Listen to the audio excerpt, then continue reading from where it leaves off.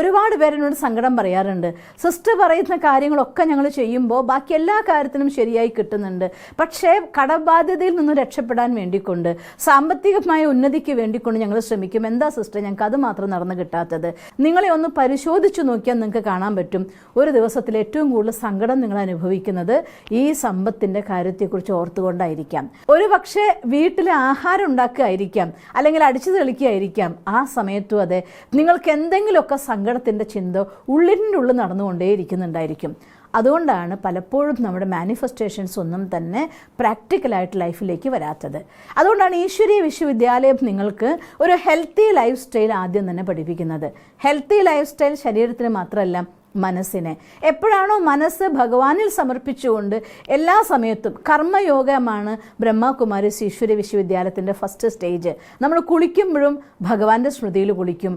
ആ വെള്ളം നമ്മുടെ മേലെ ഒഴിക്കുമ്പോൾ ഈശ്വരൻ്റെ കിരണങ്ങൾ ആത്മാവിനെ ശുദ്ധീകരിക്കുന്നു, ഈ ജലം ശരീരത്തെ ശുദ്ധീകരിക്കുന്നു എന്ന് സങ്കല്പിച്ചുകൊണ്ട് ഈശ്വരൻ്റെ പ്രകാശകിരണങ്ങൾ ആത്മാവിൽ നിറയുന്ന സങ്കല്പിച്ച് കുളിക്കുമ്പോൾ, കുളിക്കുന്ന സമയത്ത് പോലും ഓട്ടോമാറ്റിക്കായി പോസിറ്റീവ് എനർജിയുടെ മാനിഫെസ്റ്റേഷൻ നടക്കും.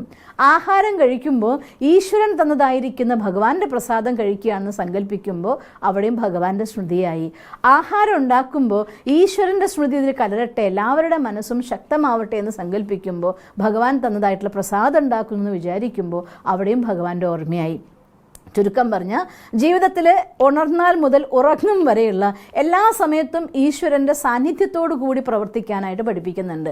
നിങ്ങൾ ഈശ്വരീയ വിശ്വവിദ്യാലയത്തിൽ പറയുന്നത് പോലെ നിങ്ങൾക്ക് പറ്റുമെങ്കിൽ പോകൂ, മെഡിറ്റേഷൻ പഠിക്കൂ. ഒരു ബ്രാഹ്മണ ജീവിതം അഥവാ ഒരു പ്യോർ ലൈഫ്, ഞങ്ങൾ ബ്രാഹ്മണ ജീവിതം എന്നാണ് പറയുക, ബ്രഹ്മകുമാരി ജീവിതം എന്നാണ് പറയുക. ഇതൊന്നും അല്ലെങ്കിൽ ഒരു പ്യോർ ലൈഫ് സ്റ്റൈൽ നിങ്ങൾ സ്വന്തമാക്കാൻ നിങ്ങൾക്ക് സാധിച്ചാൽ മനസ്സിനെ ഈ സങ്കടത്തിൻ്റെ അവസ്ഥയിൽ നിന്ന് മോചിപ്പിക്കാൻ സാധിക്കും. മനസ്സ് മോചിപ്പിക്കപ്പെടുന്ന സമയത്ത് നിങ്ങൾ ചെയ്യുന്നതെല്ലാം വളരെ വേഗത്തിൽ നടക്കാനായിട്ട് തുടങ്ങും. അതുകൊണ്ട് ആദ്യം ഞാൻ പ്രിഫർ ചെയ്യുകയാണ്, നിങ്ങൾക്ക് ആദ്യം ആവശ്യം നിങ്ങളൊരു ഹെൽത്തി ലൈഫ് സ്റ്റൈലാണ്. ഏതെങ്കിലും രീതിയിൽ നിങ്ങളുടെ മനസ്സിനെ ഈ ബന്ധനങ്ങളുടെ, ദുഃഖത്തിൻ്റെ ബന്ധനത്തിൽ നിന്ന് മോചിപ്പിക്കാനുള്ള വഴി അത് നിങ്ങൾ തിരഞ്ഞെടുത്തേ പറ്റൂ. എങ്കിലേ നമ്മൾ പറയുന്ന ചെയ്യുന്ന എല്ലാ കാര്യത്തിനും റിസൾട്ട് ഉണ്ടാവുള്ളൂ.